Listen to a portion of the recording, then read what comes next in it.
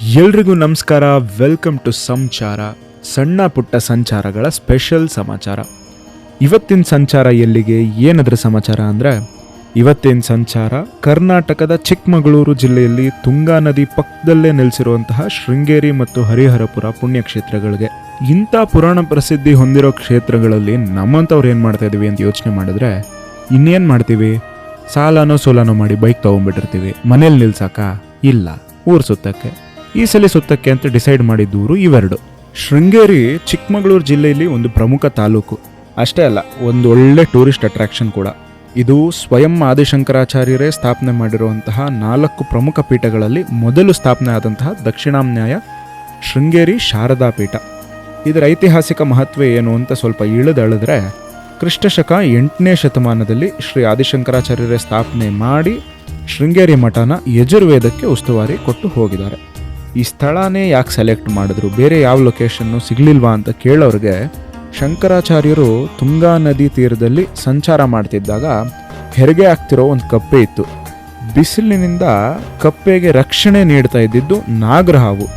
ಇದನ್ನು ನೋಡಿ ಶಾಕ್ ಆದಂತಹ ಶಂಕರಾಚಾರ್ಯರು ನೈಸರ್ಗಿಕವಾಗಿ ಅಂದರೆ ನೇಚರ್ ಪ್ರಕಾರ ಬದ್ಧ ವೈರಿಗಳಾಗಿರೋ ಒಂದು ಕಪ್ಪೆ ಮತ್ತು ಹಾವು ಇಲ್ಲಿ ಒಂದಕ್ಕೊಂದು ನೆರೆಯಾಗಿ ಆಸರೆಯಾಗಿ ನಿಂತಿದೆಯಲ್ಲ ಅಂತ ಆಶ್ಚರ್ಯ ಆಗಿ, ಈ ಸ್ಥಳ ಏನೋ ಸ್ಪೆಷಲ್ಲೇ ಇರಬೇಕು ಗುರು ಅಂತ ಹೇಳಿ ಸುಮ್ಮನೆ ಅಲ್ಲ 12 ವರ್ಷ ಅಲ್ಲೇ ಸ್ವಯಂ ಆದಿಶಂಕರಾಚಾರ್ಯರೇ ನೆಲೆಸಿ ಇಲ್ಲಿ ಧರ್ಮ ಪ್ರಚಾರಕ್ಕೆ, ಜ್ಞಾನ ಪ್ರಚಾರಕ್ಕೆ ಅಂತ ಪೀಠನ ಸ್ಥಾಪನೆ ಮಾಡಿದ್ರು. ಶೃಂಗೇರಿಗೆ ಶೃಂಗೇರಿ ಅಂತಲೇ ಹೆಸರು ಬಂದಿದ್ಯಾಕೆ ಅಂದರೆ, ಇಲ್ಲಿ ವಿಭಾಂಧಕನ ಮಗ ಆದಂತಹ ಶ್ರೀ ಋಷ್ಯಶೃಂಗರು ರಾಮಾಯಣ ಕಾಲದಲ್ಲಿ ಸಾಧನೆ ಮಾಡಿದಂತಹ ಜಾಗ ಅಂತ ನಂಬ್ತಾರೆ.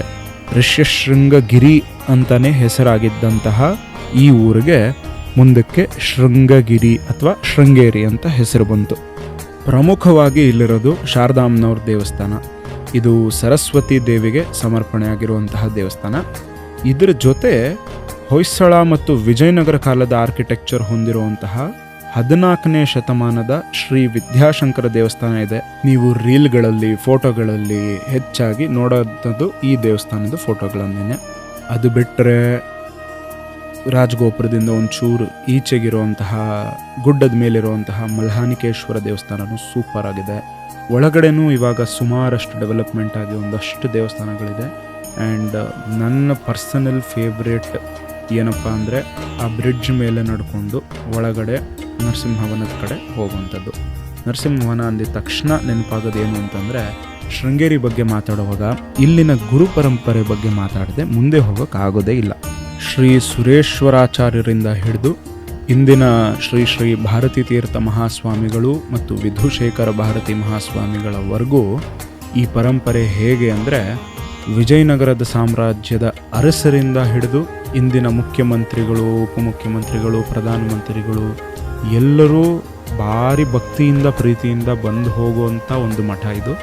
ಆದರೆ ಒಂದು ದಿನಕ್ಕೂ ರಾಜಕೀಯದಲ್ಲಾಗಿರಲಿ, ಲೌಕಿಕ ಬೇರೆ ಬೇರೆ ಇಂಟ್ರೆಸ್ಟ್ಗಳಲ್ಲಾಗಿರಲಿ ಪಾಲ್ಗೊಳ್ಳೋ ಒಂದು ಆಸೆಯನ್ನು ತೋರಿಸದೇ ಇರುವಂತಹ ಒಂದು ಪರಂಪರೆ ಇದು. ಅದಕ್ಕೆ ಅಷ್ಟು ಪರಮಶ್ರೇಷ್ಠ, ಪರಮ ಪ್ರಸಿದ್ಧ. ಮತ್ತು ಒಂದೊಂದು ಪೀಠದ ಮೇಲೆ ಅಲಂಕರಿಸಿರುವಂತಹ ಒಂದೊಂದು ಗುರುಗಳೂ ಸಾಕ್ಷಾತ್ ಸರಸ್ವತಿ ಸ್ವರೂಪರು. ಇನ್ನೊಂದು ಇದಕ್ಕಿಂತ ಹೆಚ್ಚಾಗಿ ಇನ್ನೇನು ಹೇಳೋಕ್ಕೆ ಪದಗಳನ್ನು ಹುಡ್ಕೋಷ್ಟು ದೊಡ್ಡವನು ನಾನಲ್ಲ. ಶೃಂಗೇರಿ ಬಗ್ಗೆ ಕುತೂಹಲ ಮೂಡಿಸೋಕ್ಕೆ ಇಷ್ಟು ಸಾಕು ಅಂದ್ಕೊಂಡಿದ್ದೀನಿ. ಇದಕ್ಕಿಂತ ಹೆಚ್ಚು ಇನ್ಫಾರ್ಮೇಷನ್ ನನ್ನ ಹತ್ರ ಇಲ್ಲ, ಅದಕ್ಕೆ ಎಕ್ಸ್ಪರ್ಟ್ಸ್ ಬೇಕು. ಇಲ್ಲಿಂದ ಸೀದಾ ಮುಂದುವರಿಯೋಣ. ಇಷ್ಟು ಫೇಮಸ್ ಅಲ್ಲದೆ ಇರುವಂತಹ ಬಟ್ ಇದಕ್ಕಿಂತ ಸಿಕ್ಕಾಪಟ್ಟೆ ಪೀಸ್ಫುಲ್ಲಾಗಿರುವಂತಹ ಮತ್ತು ಪವರ್ಫುಲ್ಲಾಗಿರುವಂತಹ ಹತ್ತಿರದಲ್ಲೇ ಇರುವಂತಹ ಇನ್ನೊಂದು ದೇವಸ್ಥಾನಕ್ಕೆ ಹೋಗೋಣ. ಅದೇ ಹರಿಹರಪುರ. ಶೃಂಗೇರಿಯಿಂದ 20ರಿಂದ 25 ಕಿಲೋಮೀಟರ್ ದೂರದಲ್ಲಿರೋ ಈ ದೇವಸ್ಥಾನ ಚಿಕ್ಕಮಗಳೂರಿನ ಕೊಪ್ಪ ತಾಲೂಕಲ್ಲಿದೆ. ಈ ಮಠದ ಆ್ಯಕ್ಚುಯಲ್ ಹೆಸರು ಆದಿಶಂಕರಾಚಾರ್ಯ ಶಾರದಾ ಲಕ್ಷ್ಮೀ ನರಸಿಂಹ ಪೀಠ ಅಂತ. ಹೆಸರಲ್ಲೇನಿದೆ ಗುರು, ಅಲ್ಲಿ ಯಾವ್ಯಾವ ದೇವರಿದ್ದಾರೆ ಅಂತ ಹೇಳು ಅಂದರೆ, ಇಲ್ಲಿರುವಂಥದ್ದು ಲಕ್ಷ್ಮೀ ನರಸಿಂಹಸ್ವಾಮಿ ಮೂಲ ದೇವರು, ಮತ್ತು ಶ್ರೀಚಕ್ರದಿಂದ ಪ್ರತಿಷ್ಠಾಪನೆ ಆಗಿರುವಂತಹ ಶ್ರೀ ಶಾರದಾ ಪರಮೇಶ್ವರಿ ದೇವಿ.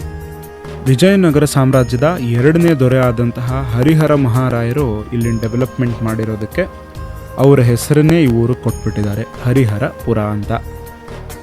ಇಲ್ಲಿ ಒಂದಷ್ಟು ಸ್ಪೆಷಲ್ ಯಜ್ಞಗಳು ತಪಸ್ಸುಗಳು ನಡೆದಿರೋ ಇತಿಹಾಸನೇ ಇದೆ. ಸ್ಕಂದ ಪುರಾಣದ ಸಹ್ಯಾದ್ರಿ ಕಾಂಡದ ಪ್ರಕಾರ ಈ ಜಾಗಕ್ಕೆ ಆ ಸಮಯದಲ್ಲಿ ದಕ್ಷಾಶ್ರಮ ಎಂಬ ಹೆಸರಿತ್ತು. ಯಾಕೆ ಅಂದರೆ ಇಲ್ಲಿ ದಕ್ಷ ಮಹಾಯಜ್ಞ ನಡೆದ ಸ್ಥಳ ಇದೆ ಅನ್ನೋ ನಂಬಿಕೆ ಹೊಂದಿದೆ. ಮತ್ತು ಇಲ್ಲಿ ಅಗಸ್ತ್ಯ ಮಹರ್ಷಿಗಳು ಈ ಸ್ಥಳದಲ್ಲಿ ಶ್ರೀ ಲಕ್ಷ್ಮೀ ನರಸಿಂಹಸ್ವಾಮಿಯನ್ನು ಕುರಿತು ತೀವ್ರ ತಪಸ್ಸು ಮಾಡಿದ್ದಕ್ಕಾಗಿ ಇದು ಲಕ್ಷ್ಮೀ ನರಸಿಂಹ ಕ್ಷೇತ್ರ ಕೂಡ ಆಗಿದೆ ಅಂತ ಒಂದು ನಂಬಿಕೆ. ಇಲ್ಲಿ ತುಂಗಾ ನದಿ ನಾರ್ತ್ ಫೇಸಿಂಗಲ್ಲಿ ಹರಿತಾಳೆ. ಸೊ ಈ ಥರ ಒಂದು ಸಿಚುವೇಶನ್ ಇದ್ದಾಗ ನೀವು ಮಾಡಿದ ಏನೇ ಆಧ್ಯಾತ್ಮಿಕ ಸಾಧನೆ ಇರಲಿ, ಅದು 10 ಪಟ್ಟು ಅಥವಾ 100 ಪಟ್ಟು ಜಾಸ್ತಿ ಫಲ ಕೊಡುತ್ತೆ ಅಂತ ಒಂದು ನಂಬಿಕೆ ಇದೆ ನಮ್ಮ ಪುರಾಣಗಳಲ್ಲಿ. ಆ್ಯಂಡ್ ಇನ್ನೊಂದು ಇಂಪಾರ್ಟೆಂಟ್ ಅಟ್ರಾಕ್ಷನ್ ಇಲ್ಲಿಂದ ಮರ್ತಿದ್ದೇನು ಅಂದರೆ, ಒಂದು ಬೃಹತ್ ಹನುಮಂತಂದು ಬಾಸ್ ಆಂಜನೇಯಂದು ಒಂದು ಸ್ಟ್ಯಾಚು ಕಾಣಿಸುತ್ತೆ ನಿಮಗೆ ಒಳಗೆ ಎಂಟ್ರಾಗಿದ್ದ ತಕ್ಷಣ, ಮಠ ಎಂಟ್ರಾಗಿದ್ದ ತಕ್ಷಣ. ಆಮೇಲೆ ಇನ್ನೊಂದು ಫನ್ ಫ್ಯಾಕ್ಟ್ ಏನಂದರೆ, ಹರಿಹರಪುರದಿಂದ ಕೊಪ್ಪಕ್ಕೆ ಕನೆಕ್ಟ್ ಆಗುವಂತಹ ಆ ಸೇತುವೆ ಏನಿದೆ ಅದನ್ನು ವಿಶ್ವೇಶ್ವರಯ್ಯನವರು ನಿರ್ಮಿಸಿದ್ದಂತೆ. ಸೊ ಇದಿಷ್ಟು ಈ ಸಲ ಟೈಮ್ ಪಾಸ್ಗೆ ಅಂತ 3 ಕೋತಿಗಳು ಸುತ್ತಕ್ಕೆ ಅಂತ ಹೋಗಿದ್ದಿದ್ದು ಊರುಗಳು. ತೀರಾ ಇನ್ಫಾರ್ಮೇಷನ್ ಕೊಡೋಕ್ಕೆ ನಾನು ಹಿಸ್ಟೋರಿಯನ್ನೂ ಅಲ್ಲ, ತುಂಬ ನಾನು ಹೇಳಿದ್ದೆಲ್ಲ ಸರಿ ಅಂತನೂ ಅಲ್ಲ. ದಯವಿಟ್ಟು ಫ್ಯಾಕ್ಟ್ ಚೆಕ್ ಮಾಡಿ, ದಯವಿಟ್ಟು ಕುತೂಹಲ ಮೂಡಿದರೆ ಇದನ್ನು ಕೇಳಿಸ್ಕೊಂಡು ನಿಮ್ಮ ರಿಸರ್ಚನ್ನು ನೀವು ಮಾಡಿ. ನಮ್ಮ ಥರ ನಿಮಗೂ ಜೀವನದಲ್ಲಿ ಕೆಲಸ ಕಾರ್ಯ ಏನೂ ಇಲ್ಲ ಅಂದರೆ ದಯವಿಟ್ಟು ಬೈಕ್ಗಳ ತಗೊಂಡು ಹೋಗಿ ಬನ್ನಿ ಅಷ್ಟೇ.